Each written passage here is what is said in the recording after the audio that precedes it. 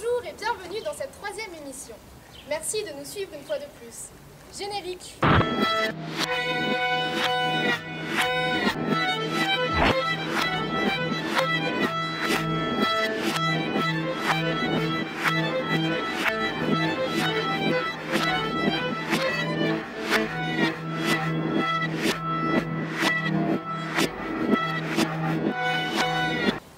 Le 12 janvier, lors du Festival du Rire de Puy-Saint-Vincent, Arnaud de sa mère et Ambroise Michel, qui jouent Rudy dans Plus belle la vie, sont allés rencontrer les collégiens de l'Argentière-l'ABC.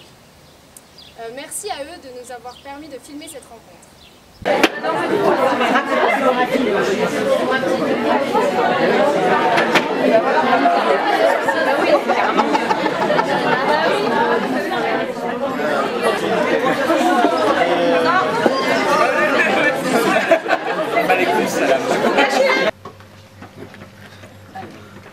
Voilà, je vais laisser la parole à Ambroise.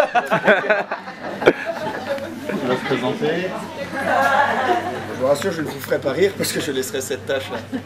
Ah, Arnaud. Bonjour. Je suis... En ce moment, je fais que de la télé, donc j'oublie qu'il faut porter la voix. Eh bien, enchanté tout le monde, voilà, ça fait plaisir d'être là. J'ai la voix cassée et c'est pas parce qu'on fait la fête, c'est le froid. Arnaud. Et moi, je suis ravi d'être là aussi, devant autant de personnes qui n'ont pas encore leur BEPC. Donc je m'appelle Arnaud de sa mère. Moi je me présente parce que je suis moins connu qu'Ambroise et je suis donc humoriste. Je suis donc humoriste. Tu vois, ça marche. Ça marche. Non mais à quel âge vous avez commencé? Enfin, moi je l'ai commencé à l'école, au collège, j'ai continué au lycée et puis même après quand j'étais à la fac, je continuais à faire j'ai découvert l'improvisation théâtrale à la fac, mais j'ai poursuivi mes études. Moi c'est un peu particulier parce que j'ai poursuivi mes études assez longtemps après le bac et je faisais du théâtre du coup en amateur. Mais en tant que professionnel, j'ai commencé assez tard, j'ai commencé à l'âge de 26 ans. Et voilà. Mais après, voilà, j'avais commencé de manière plus amateur, j'avais commencé 10 ans avant, quoi, vers 15-16 ans. Pardon. Non, moi j'ai eu la chance de commencer tôt, de faire partie d'une troupe d'enfants au théâtre qui s'appelait Les Sales Gosses. Vous n'avez pas connu parce que vous êtes trop jeune, mais j'ai commencé, j'avais 12 ans, donc il y a bientôt 17 ans maintenant. J'ai commencé à gagner ma vie dans ce métier. Et on a fait des grandes salles avec ce spectacle-là, comme l'Olympia, la Gaîté Montparnasse, tout ça. On est allé au festival de Montreux et tout. Et donc du coup, depuis tout petit, j'étais un petit peu plongé là-dedans du coup. Depuis que je suis gamin, parce que ma famille n'est pas du tout là-dedans, donc j'étais de la campagne. Et depuis que je suis petit, tu commences par le truc classique et tu fais des spectacles pour la famille. Et tu commences à t'amuser, c'est ta sœur qui te met en scène et tu te dis bah tiens, je vais prendre un cours de théâtre. Et puis très vite, à l'âge de 8-9 ans, j'ai pris des cours de théâtre et déjà à 8-9 ans, je savais ce que je ne voulais pas faire. Je ne savais pas ce que je voulais faire, mais je savais ce que je ne voulais pas faire. Donc j'enchaînais des cours parce que je disais non, ça me plaît pas, ça me plaît pas. Jusqu'à aller à Paris pour un cours de théâtre à Paris. Donc les Sales Gosses qui faisaient et des cours de théâtre et une troupe professionnelle. Et j'ai décidé de faire les deux en fait. De faire et les cours de théâtre, parce que c'était important pour moi et c'est très important dans ce métier de se former. Que pour moi, c'était un métier artistique, donc au même titre qu'un métier de danseur ou de sculpteur et tout, pour moi la formation est très importante et qu'on ne vient pas là-dedans sans se former. Voilà. Donc moi c'est important, même si j'arrivais à faire mon métier assez jeune, de prendre des cours en parallèle. Voilà. Et moi l'envie, elle est venue en fait moi je savais pas que j'aimais ce métier-là. En fait, je l'avais en moi, mais je le savais pas. Et ça s'est découvert quand à la fac, j'ai découvert une discipline. Je sais pas si vous connaissez ça, les matchs d'improvisation théâtrale. Et donc c'est un spectacle qui est assez impressionnant parce que voilà, il y a deux équipes qui se rencontrent et qui improvisent des histoires ensemble. Et moi j'ai découvert ça à la fac à l'âge de 20 ans et c'est comme voilà, ça a été une révélation et c'est ça qui m'a donné envie. Et comme dit Ambroise, j'ai pris des cours d'impro et ça a été ça en fait ma formation. Ma formation au théâtre, ça a été de faire de l'impro et j'ai découvert que C'est une bonne école.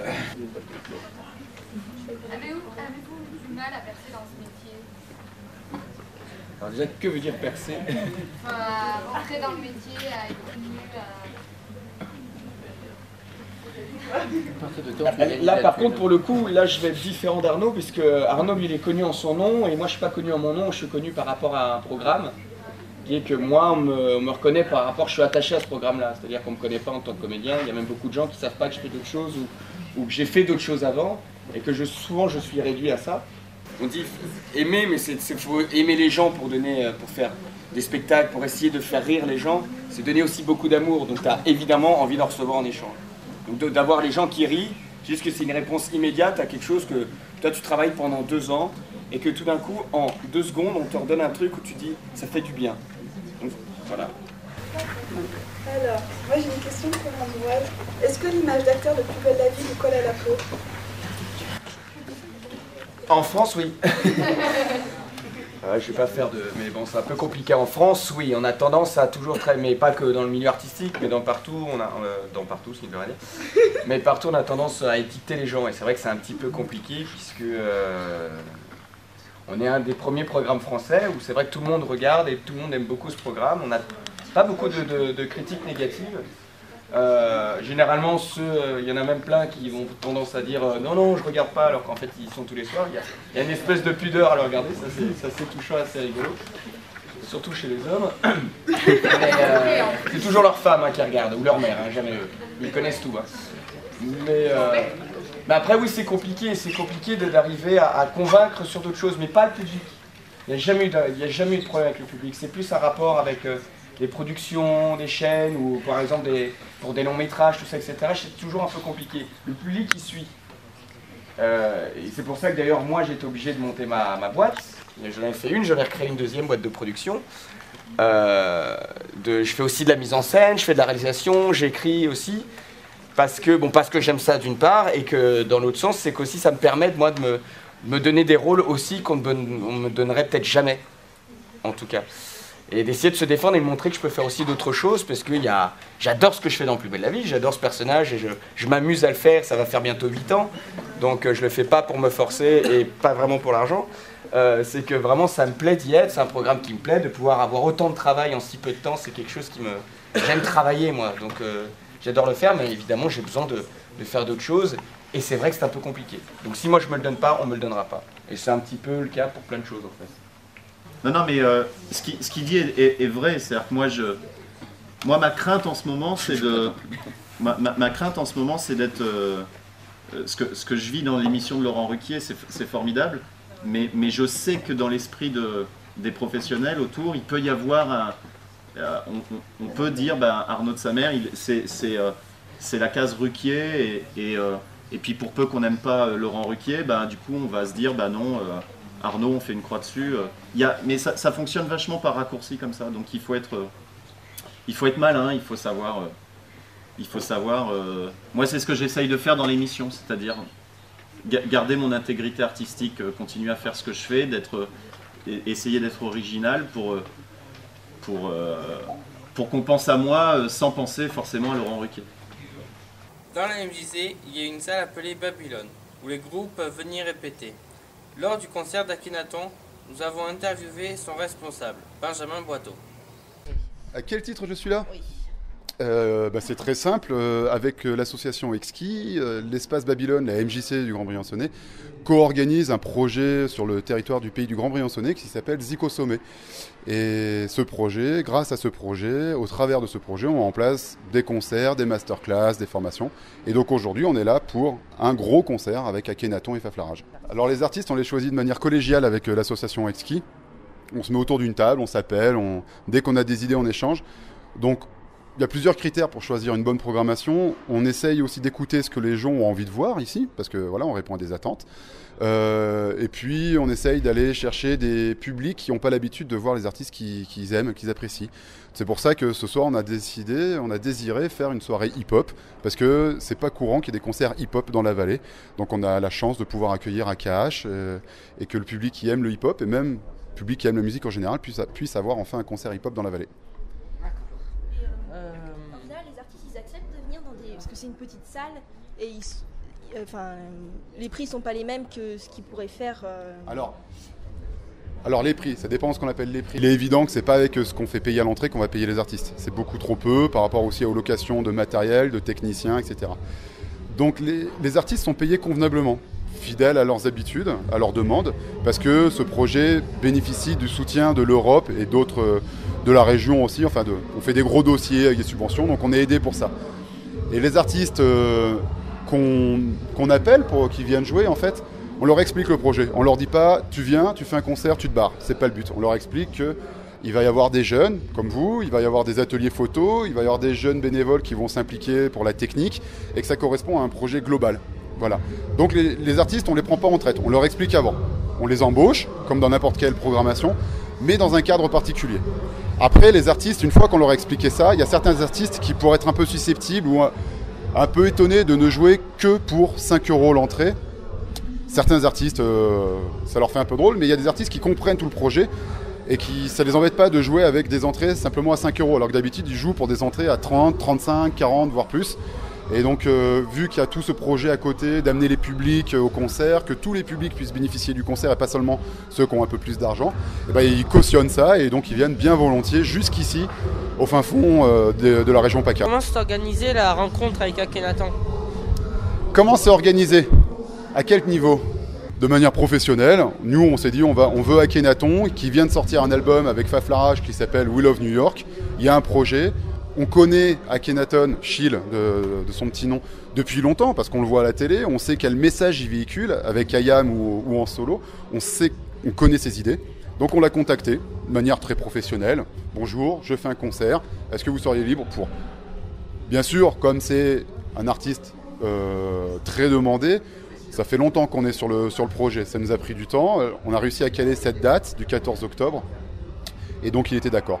À partir de là, après, se met en place un système de trucs professionnels habituels, échange de fiches techniques, de contrats, de chambres d'hôtel, de machin, enfin patati patata, je vous passe les détails. Et puis après, nous on s'est rencontrés réellement aujourd'hui, à midi, ils sont arrivés. On a pu papoter, échanger autour du projet Zico Sommet. Voilà, là vous entendez du bruit derrière, c'est qu'il est en train de faire sa balance. Et après on va l'amener à l'hôtel, il sera là ce soir, etc. etc. Voilà. Est-ce que le fait d'être une association, ça a des avantages, enfin, EXKI c'est une association, est-ce que ça a des avantages par rapport aux subventions C'est pas une question d'avantage, la MJC aussi est une association, EXKI est une association. Le modèle économique français fait qu'il existe, heureusement parce que c'est pas partout le cas, il existe ce modèle associatif. C'est un modèle associatif qui est à la fois très souple pour organiser des événements culturels, ou même plein d'autres choses, de l'humanitaire, voilà, c'est un modèle très souple, mais qui a des règles. Donc les règles auxquelles on obéit, des règles d'administration, de comptabilité, d'emploi, etc. C'est comme une société. Sauf qu'avec une association, on peut demander des subventions. C'est pas qu'on a... Comment dire ? Je sais plus quel terme tu as employé, les droits et tout, mais simplement c'est légal, tout simplement. C'est légal, avec une association, de pouvoir demander des subventions. Donc le modèle économique fait que ces associations, de toute façon, ne peuvent pas exister sur leur financement propre. C'est pas avec une entrée à 5 € qu'on va pouvoir exister et payer tout ce qu'on doit payer. C'est grâce aux subventions. Et c'est les subventions, principalement en France, qui font avancer le modèle économique de la culture, ce qu'on appelle l'exception culturelle française. D'accord. Est-ce que vous avez eu l'occasion de parler avec Akhenaton ?